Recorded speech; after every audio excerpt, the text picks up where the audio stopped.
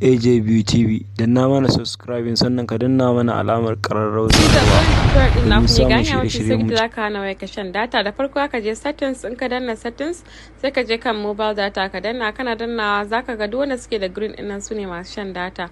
Sai ka karkashe su, ka danna ka karkashe su duka, ka karkashe.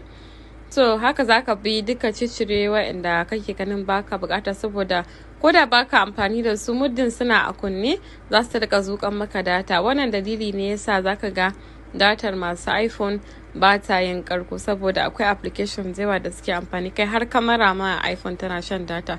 To misali in kana so ka bude datar application, kana so ka amfani da datar sa, zaka koma kan application din ne. Da zaran ka danna application din zai nuna maka alamar data a kashe take kamar haka, sai ka danna settings.